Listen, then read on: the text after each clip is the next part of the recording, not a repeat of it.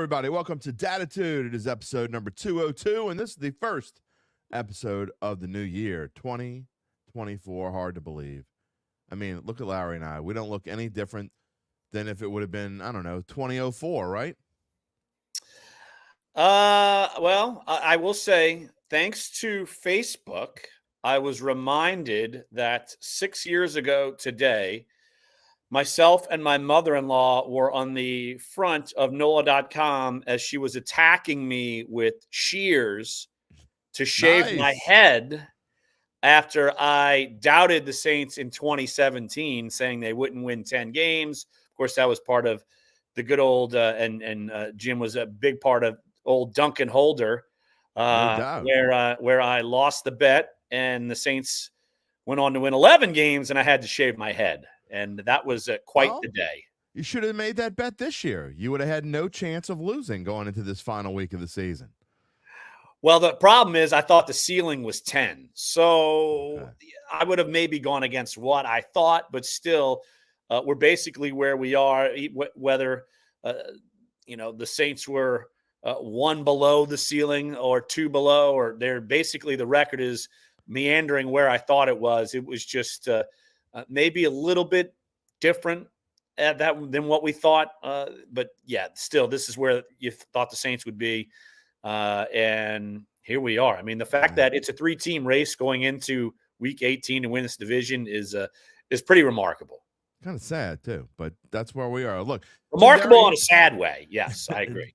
Jim Derry here with Larry Holder, as we've done just about every Friday throughout the football season. Why would we do it any different here the last Friday of the regular season? We're going to talk about Saints playoff chances. We're also going to talk about week 18 in the NFL because there are obviously other big games besides the Saints this week. We're going to talk about a little bit about Bucs-Panthers.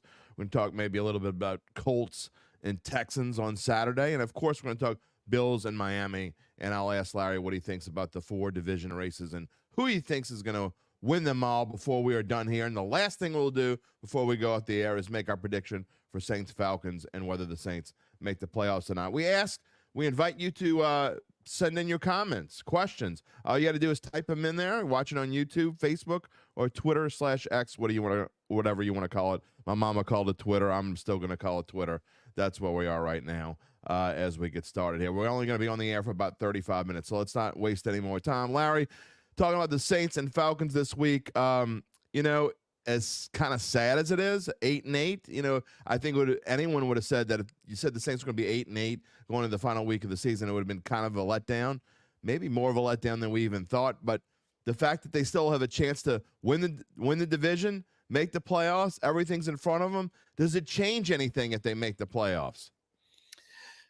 Well, they play one more week, so there you go. But other than that, look, I think the outcome. I think more people thought that the Saints would be in line to winning 10 games and maybe have an 11-6 season, maybe rather than the best be 9-8 and the worst now being 8-9. So I think there's certainly a 3-game swing of your expectation level. And I still think that the Saints were, overall, they were an underachiever. I mean, I don't think anyone else can, you can say anything else. And when you look at, you could say, a lot of people I'm sure have been saying, well, the Saints played their best game last week. Well, it still wasn't the greatest game, but the fact that they came up and played like the Saints have to do to win, opportunistic on defense, put enough points on the board.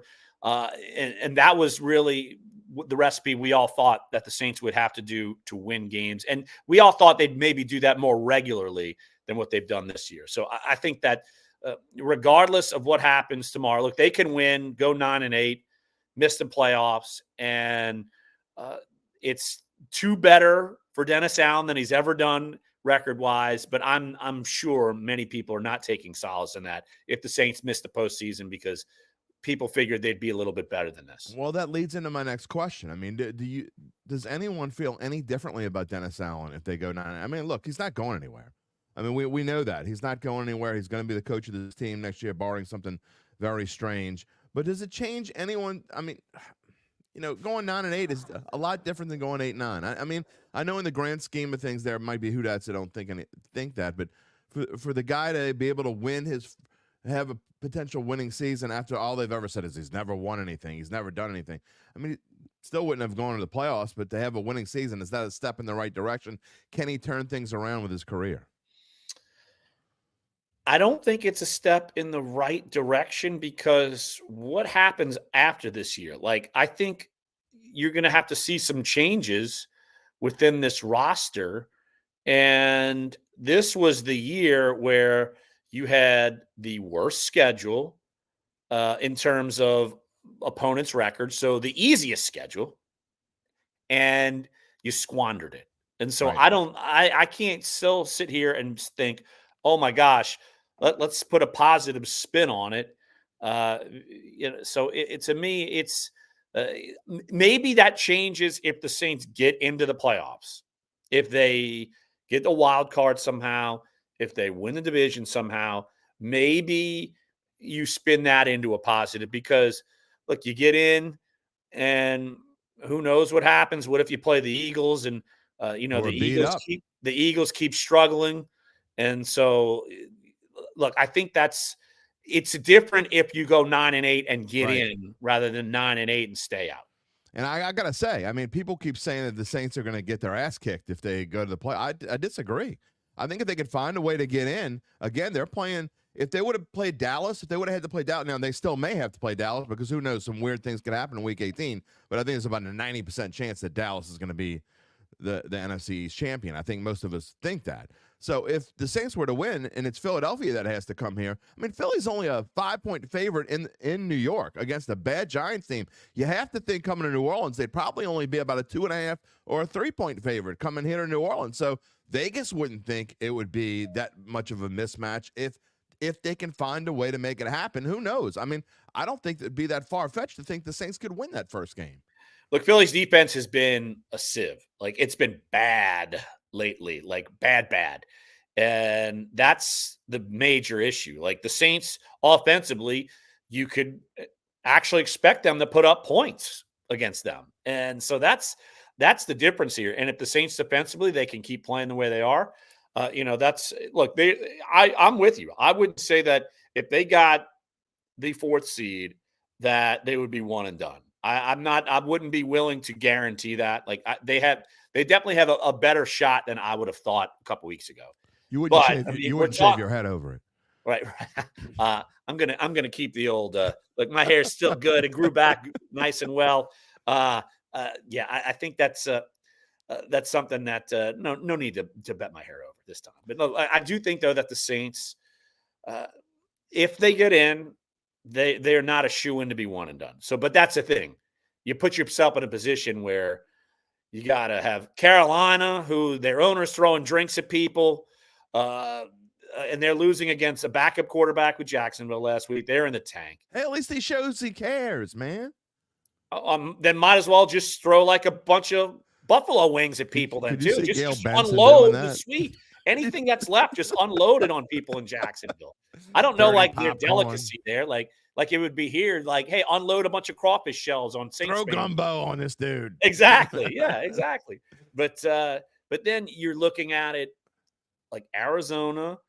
Is it possible they beat Seattle? Yeah, I'm not. Yeah. After they beat the Eagles, like they haven't quit in Arizona, and then the Bears. I know the Bears haven't beat the Packers since what, like Jay Cutler, something like that. Yeah.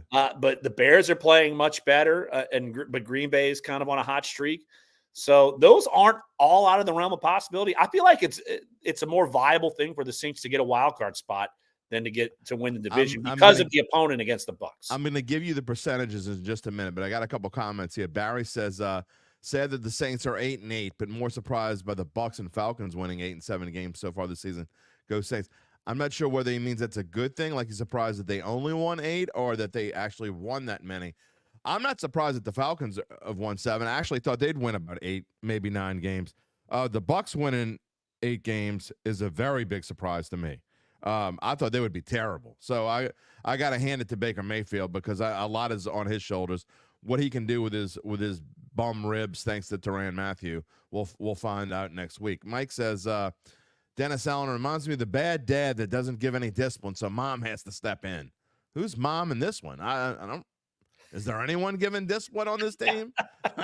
That's a good one, Mike. I don't know. Mom might be outside the building, frankly.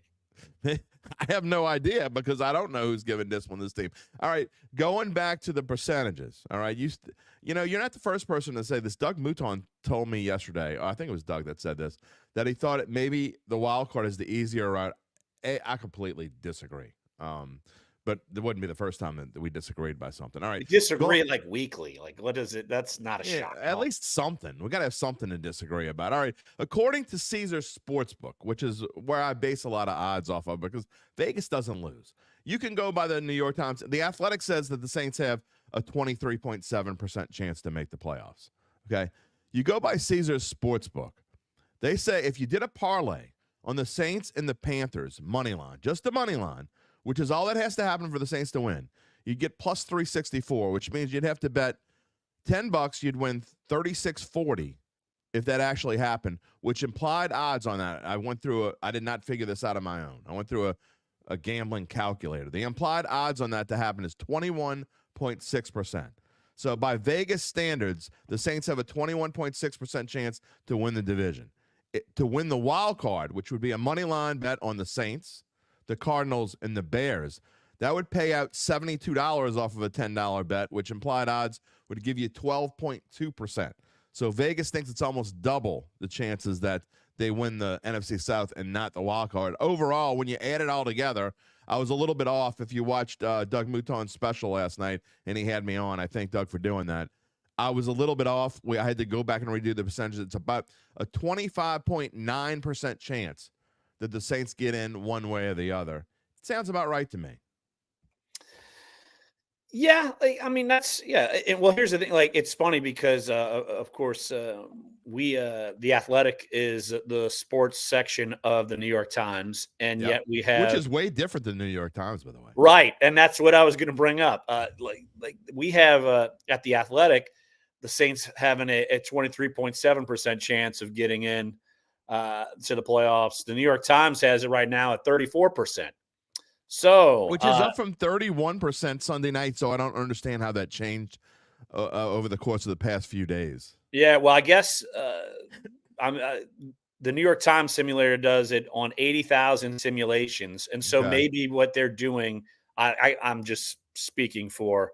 The Iowa caucus changed that or something? Well, maybe injuries, sitting people, like maybe the simulations of games outside of the Saints have fluctuated. So that's probably where that comes from. Probably giving the Saints a little bit better of a chance because of that. And so, but yeah, here's the thing. I mean, you could be right in that. Well, the Saints only need one domino to fall outside of them. So that obviously that makes it a little bit easier. I mean, that's inherent. But I just feel like the results, like I would expect Tampa to beat Carolina. I mean, I expect Green Bay to beat the Bears, and I'm giving picks away. And I'm expecting, Seattle to beat Arizona. But I think it's more viable that Arizona can beat Seattle and that Chicago can beat Green Bay over Carolina beating Tampa. So that's where I'm coming from. No, I hear you. Either way, it's hard. I mean, but I'll say this. You weren't on last week. You had some family issues to deal with. We had Hold the Mayo on last week. It was an interesting show. But going into last week, the Saints, by the New York Times predictor, was at 12%. I'm not exactly sure where the Athletic was. But so the fact that it's jumped 3 times where it was last week almost just goes to show you, they can do it. It wouldn't be that giant leap of faith. Before last week, I would have said no chance. But at least, I mean, it's realistic, and Nicholas says he thinks Carolina beats Tampa this week. We'll get to my predictions in a little bit. But, it's at least not out of the realm of realistic possibility. Whereas last week I would have said, I think you might be making a big wish to Santa and his elves. At least we are this week talking about the Saints possibly making the playoffs. If the Saints lost to Tampa, our conversation would be 180-degree difference. We'd be Oh, talking about 100%. next year. Who's getting fired? Who's in, who's out. Right. So at least we're still talking about that. I don't know how much Saints fan would rather talk about what we're talking about now compared to what we would have been talking about if the Saints would have There's lost. still a lot that would rather talk about they've kind of crawled into a hole. That you could still find them on Twitter, but they're not nearly as easy to find now as they were, let's say 5-6 days ago. But they've pretty much crawled in a hole and just been silent. They'll be back out if the Saints lose this game, or maybe even if the Saints don't make the playoffs. But I mean, look, how much grief and I get it's a disappointment and it's a once in a lifetime really kind of easy schedule. But still, if you have a winning record, I don't know how much you could just completely bash. Yeah, you could say this needs to be changed. They need to do this differently. And I've said what I think what's going to happen next year. I think it's going to be awful. But still, you go 9-8. I mean, it's Sean Payton went 9-8 his last season here. Nobody was complaining about that. Well, they were also unsettled at quarterback. I mean, at one point they had to play Ian Book at quarterback. I mean, geez. I get that. And Trevor Siemian for 4 games, who's awful. Right, exactly. So I think, though, when you look back at the Saints' schedule and you look at some of the losses that they had and you think, man, which ones could have changed? Which ones should have been different? Green Bay for sure, given now you look at how well they're playing. Like, I would say the Packers are a better team now than the Saints are. But at that point, the Saints were a better team then. That game got away. That one's ones that you're going to be kicking yourself. And then I would say if you look at how the rest of the schedule has panned out with how the teams have done, let's see.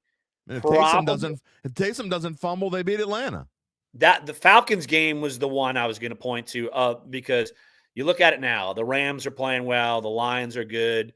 The Vikings. I mean, that one my thing about Green Bay, Larry. I hate to interrupt you. I'm sorry, but the thing that really ticks me off by Green Bay is if you don't let that fourth quarter lead slip away, you're 3-0. Okay, to me that changes the outlook on everything. I don't even think you can't go game by game after that. I think they played differently against Tampa Bay in week 4. I think the whole season is different. It has a whole different feel if you win that game and go 3-0. To me, I don't want to be Captain Obvious here, but there's a major difference between 2-0 and 3-0, and especially 2-0, 3-0 and 2-1. I'm talking about, to me, there's just something in the mindset that if you start out 3-0, I don't know what the percentage is. I think it's like 80-something% you're going to make the playoffs if you get to 3-0. So there's just something about the mindset. And to me, to let that game squander away, you allowed a team like Green Bay, which wasn't doing anything at the time, and Jordan Love, who basically was making his first home start ever, to come in and have this fourth quarter comeback when he hadn't done anything for 3 quarters.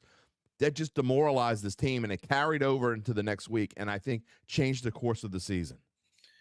And look, after that game, it's not like Jordan Love played super well until about midseason, and now he's playing like the guy Green Bay hoped, and it almost seems like the future's pretty bright for Jordan Love.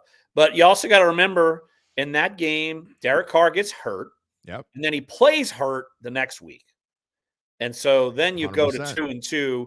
You play a hapless Patriots team. Anybody with a pulse, should beat them, and the Saints beat up on them. But then you probably have still a bit of a physically fragile Derek Carr, maybe, and then they don't beat the Texans, and then they don't beat the Jaguars, and now you're in a hole, and you're having to play catch up. And you could argue the Colts win was one of, if not the best win of the season, because they're fighting for playoffs and such. The 2 best wins of the season, caliber wise, was the Colts and the Bucs. But like you said, like the Packers game, Falcons game, I think those are the 2 you look back on and say, man, you kind of let those slip away, because the Vikings, it's like the Saints didn't even show up. That was one of that, like, just flub games where it's just like, man, what the heck happened? I feel like the Saints have one of those every year, but yeah, I would look more back at Packers and Falcons. That, man, those are games that you could have had. Those are season changers. Agreed. especially Green Bay, is a season changer. And so when you look forward to this game, again, I don't want to give our predictions away because we're going to end the show again, excuse me, with our predictions of this game and whether we think the Saints will make the playoffs or not. But when you look at this matchup, it's a little bit different than last week. I went into last week, and I know you and I weren't together, but I thought last week was a great matchup for the Saints. Like I said, against the Rams, I didn't think it was a good matchup. Last week was clearly a good matchup because you look at these numbers, and the Saints and Falcons are very evenly matched teams. They both have, let's say, less than spectacular coaches who have made some questionable decisions throughout the year. That's the politically correct way to put it. But again, you look at these numbers, 16 and 13, add up to 29, 18 and 11, add up to 29. So by rankings alone, these are the same teams. And I think it's going to be a super close kind of game because of that. Yeah, and you just look back at the game they played last time. I mean, the Saints need to get to the end zone. Like they scored 5 field goals. Right. That's not going to win this game, even though they threw a pick 6 in one of them. Right. Right. Yeah. When they went 0 for 5 in the red zone. One of them was a pick 6. They actually gave the Falcons a touchdown. Right. Jesse Bates with the touchdown. That's right. And so, you can't be hapless in the red zone. I mean, that's just that. And like you said, that was the swing. I mean, the pick 6, you total swing. If the Saints score a touchdown there, guess what? They win the game. Yeah. So no, I agree. It just goes to show how one play, one moment, not only could change an entire game, but can change a whole season. So, I mean, now you're not changing the season, really. You win. You got to win either way. You still need help no matter what. But I think the Saints come – again, I'm not giving my pick away, but I think both of these teams are going to come out in a good mindset. I mean, the Falcons have squandered opportunities. I think 2 of the 3 past weeks they lost at Carolina. That's going to be a killer to them. But I think both of these teams are going to come out. I think you're going to get the best effort from both of them. Well, they both have something to play for, insanely. Look, the Falcons win. Tampa loses. The Falcons That's are right. the NFC South champion. 100%. So they are certainly playing for that opportunity. I don't think there's any doubt about that. And here's the thing. It's like you don't want Taylor Heineke to have one of these good Taylor Heineke moments, which we've seen him have in the past. And so like that, you got to worry about that. And of course, stopping the run. You don't want Bijan Robinson or Tyler Algier to run on you. And we've seen running backs run on them at times this year. So, it comes down to that. Create some takeaways, which Heineke is prone to doing, giving the ball away. Him. Yeah, and no doubt. And, you got to see the Saints, their pressure package last week was pretty top notch. So yeah. I think that's something that the Saints need to lean on going into this game. Patrick says he heard DeRitter is the quarterback. I have not heard that. Now, Taylor Heineke is dealing with an injury, so it wouldn't surprise me if Desmond Ritter, is the quarterback. DeRitter is a city in southwest Louisiana. Close enough. But, yeah, I mean, they're both probably equally as good as quarterback. But regardless, the Saints have to get pressure. And like last week when I was talking about how the Bucs were terrible against the pass, 32nd against the pass for Tampa Bay. It was going to be a Derek Carr kind of game, and he stepped up, and he played very well. I think it doesn't look like Alvin Kamara is going to play at this point, which means you got to get Jamal Williams and Taysom Hill to be super involved running the football. Yeah, and that's going to happen. I don't think there's any doubt about that. Just a heads up, Taylor Heineke has an ankle. I know he was limited in practice Wednesday. I think it's going to be Taylor Heineke. I think it's going to be Taylor Heineke, too. I mean, I think they think that's probably their only chance to win. So, in Claude, in answer to your question, I don't think we know the answer to Kamara, whether Kamara playing, but I would say it's looking more and more like he's not. He has not participated in practice for 2 days, and I don't think the Saints want to talk about high ankle sprains because we know what that's done to this team in the past with different players, Michael Thomas. But, Alvin Kamara is a different kind of player, but I got to say at this point, I think I'd be surprised if he plays. Yeah, I would be too. I know Alvin's going to want to play, but you can't have him out there hampered. The Saints' offense can be anemic at times, and you can't have someone, even though he's arguably your best weapon, but still, you can't have him out there. Arguably. Yeah, yeah, exactly. So Jamal Williams, This needs to be a type of game for him. Obviously, Taysom Hill, need to have him involved. And so, yeah, it's one of those games where you wished it didn't come down to having to play Atlanta for your playoff life, but that's where we are. Oh boy. Every in the ghost of Buddy D kind of comes into my body every now and then. And I feel the need to answer the squirrels for some reason. Here you go, squirrel. Are y'all idiots running this page? Y'all have the voice. We have the voice. Ask Gail Benson why she doesn't care about this team. Are you serious, dude? I mean, really? You think Gail Benson doesn't care about this team? Why is Loomis, it would be why are Loomis, Allen, and Carmichael still here? Well, they have a chance to have a winning record. This is my point, okay? I don't like what's going on this year either.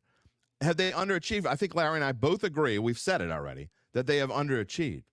But you don't just fire a coach and a general manager because you've underachieved. To me, if they go 9-8, first of all, he's not getting fired, so we're really kind of wasting time because Larry can only be on for another, 10 minutes or so. So, but the fact that you want to just fire everybody, they might go 9-8, even if they make the playoffs. Fire everybody. I mean, that just makes a lot of sense, doesn't it? Yeah, I will be curious to see. There will be changes. I'm curious to see where the changes will happen. Like, to me, of the three that he mentioned, I mean, Carmichael would be the most likely. I'm like, I really, you keep saying about Dennis Allen, like he's safe. I'm leaving that option on the table. Oh no, man. Come on. You covered this team for over a decade. I know. You know how it works. Come on. But I'm man. leaving that option on the table. The only option that this is at this point, I think the only chance now, Pete Carmichael, I think he resigns on his own.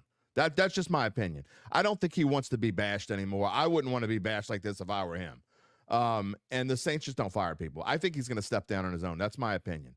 But Dennis Allen, barring resigning, which I can't see because he knows he's never going to get another head coaching job in his life, I can't fathom that they would fire Dennis Allen, especially if I think that's crazy. Barry says the squirrel never lived through the Meekum ownership years. I did. I mean, we had a new coach every other year. They fired Hank Strand, for God's sake. It was the opposite of this thing last year. I mean, during the Meekum last year, last lifetime, I guess I should say. All right, look, I swear we're going to get back to the Saints real quickly because I want to talk about the other games, especially I want to talk about the Panthers and the Bucs and get your thought on that game. This line has not moved since it went from 5.5 to 4.5 quickly. The Sharps jumped on Carolina early. It's kind of steadied. It stayed where it is. I think the Sharps are pretty good about where this line is right now. Bucs are 4.5-point favorite. I don't know that we know how injured Baker Mayfield really is. I mean, Tyrann Mathieu gave him a shot in the ribs. If anyone doesn't think that was on purpose, thinking about the future, at that point, the Saints were going to win the game. You might as well give them a little love tap. And I think there's no question that's what that was. If that affects him going into this game and they have to go to Kyle Trask for some reason, or Baker Mayfield has to play with injured ribs, I think that really could affect that game. Well, there's certainly a difference between Baker Mayfield and Kyle Trask. I don't think there's any doubt about that. But yeah, I think that just scanning what's going on as we're talking, that Baker Mayfield is on the practice field. So, he's doing his thing. So I think he's going to be look, that guy's playing. I mean, he plays hurt. Like, that's one thing you can't question about him. So yeah, I just think that you got guys that are hungry on one side and you got guys who are ready to go to Cancun on the other side. So, I think that's that plays into this. And they're at Carolina. There's going to be like 6 people at the game. I mean, it's going to be like playing in like a COVID stadium when there only had like 3,000 people there. So look, I picked Tampa. To me, it's an easy pick. Carolina gave up last week. They're not going to all of a sudden just say, let's win one for the old win one for the Tepper. No, they're not going to do that. They're a completely different team at home, though. And I think this line is jumped down for a reason. I think when you look at the splits on, and this is from a betting perspective, not from anything else. I mean, when you look at the splits, Bryce Young is a much better quarterback at home. Not that he's great at home either. I agree that I don't think they're going to necessarily fight for the Tepper. That's not going to happen. That's kind of funny, actually. Someone might get into a fight with Tepper. I mean, the temperature is Tepper and tepid, whatever you want to call it. Tepperid. Exactly, tepperid. I like that. But I think it's going to be a fight. I'll give you my final prediction in a minute, but I think that's going to be close. I definitely would say I think I like the Panthers plus 4.5. Whether they win or not is another story. Real quickly, other two games before we get back to the Saints and end the show with Saints. Texans, Colts, I find super interesting. This line has pretty much steadied out. The public is all over Houston. I don't think there's a single Aunt Mabel or Drunk Joe who thinks the Texans won't win this game. But the Sharps have kind of quietly behind the scenes hit the Colts a little bit. Colts are at home. They were favored in Houston in week 2. I think I don't see what's that big of a difference between the two teams now. I'm not sure why the Texans are now favored in Indianapolis. Yeah, I've picked the Texans, but I don't love the pick. I think that, the Colts being at home in this one, I think will matter. And they're both kind of playing on the same plane, fighting for a playoff spot. The winner is still alive. Yep. Depending on what happens on the next day, which I find that fascinating. So it gives you a reason to tune in Saturday night, which is why the NFL put that game there. Yeah, of course. So it's and they also both have a chance to make the wild card as well, right? Right. So the winner survives, and I think that's you got to see what's going to happen playing around with them. But I picked the Texans, but like I said, I don't love that pick. I'm just going with it. Here's me, I'm quarterback guy. Who do I trust more, Gardner Minshew or C.J. Stroud? I trust C.J. Stroud. I hear you, and it's a really tough one to pick, but I put this one in my best bets, and it's not based off of any game analysis. It's based off of the fact that Vegas don't lose, and 96, and I'm not exaggerating, 96% of the bets going into yesterday were on Houston.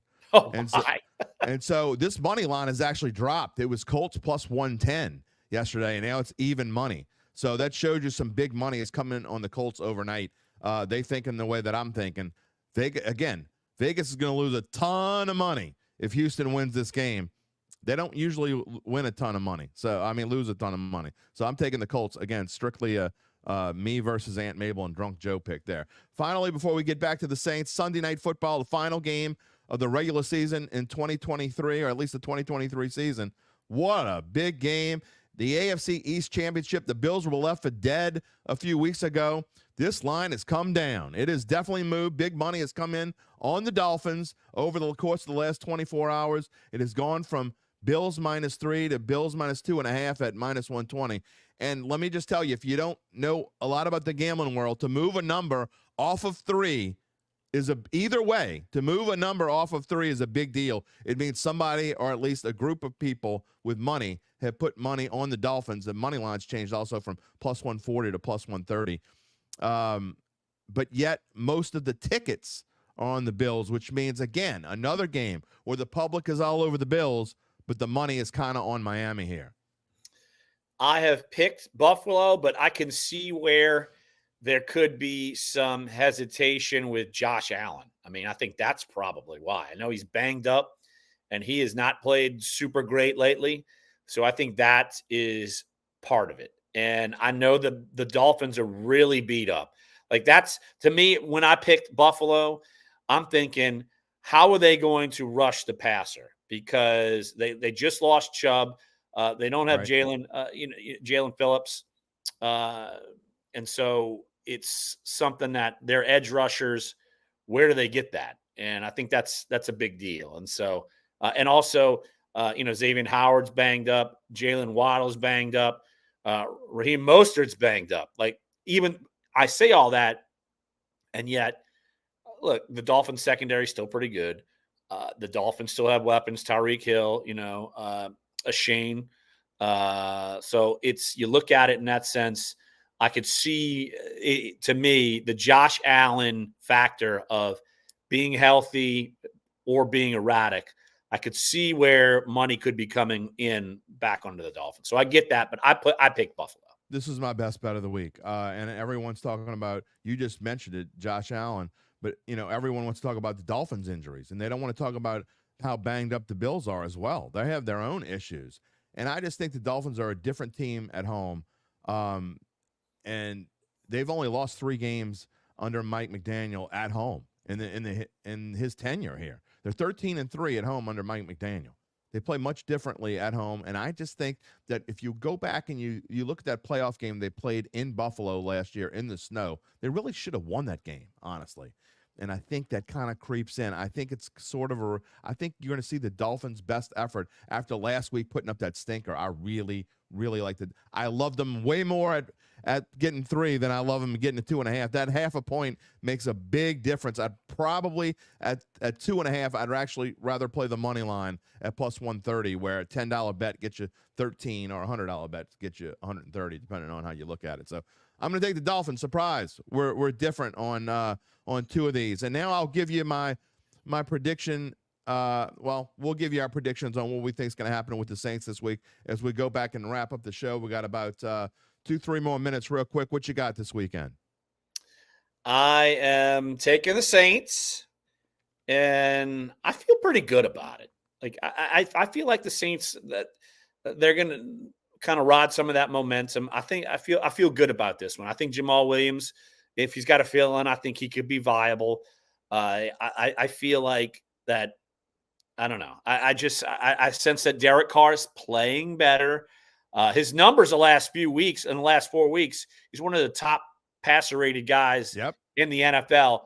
But one of those passer ratings is a fluke because it came in the Rams when they scored touchdowns at the end and whatever. That was a fluke. But the other games he played well. So I feel like that he can, if he plays the way he played last week in week 15, and the Saints defensively, they fluster Atlanta. Look, I like the Saints. I'm going to go Saints 20, the Falcons 17. I agree with you. I think that that means that you think that the Saints will be right on the line and it's a push. So I never predict pushes. You just can't win. I mean, nobody wins. If it's I'm not. Hey. That's not your world. I get it. It is mine. I'm going to say this. Look, I'm not even going to predict. I wouldn't predict a push anyway. I think the Saints going to have an inspired effort. I think they're better than the Falcons. I think that they will be able to run the ball even if Kamara doesn't play. I liked what I saw out of Jamal Williams. And look, I haven't heard a lot of Derek Carr bash in the last month. I really have. It's amazing. And all the bashing now is on Dennis Allen. The Derek Carr haters have kind of crawled in their little squirrel holes the last month or so, and it's kind of interesting. I find it interesting because since that first quarter of that Lions game, he's been a different guy. He's played actually very well. I think the Saints win this one fairly easily. I'm going to say 23-13. I think it's going to be a lower scoring game as well. And my prediction on Bucs and Panthers, because they're not going to win the wild card. Seattle and Green Bay aren't losing. At least one of the two are going to win. I think both win. But I don't think it's coming to the wild card. So they need the Panthers to win. And what I think is going to happen, I think the Panthers are going to be winning throughout most of the game. I've seen this movie before.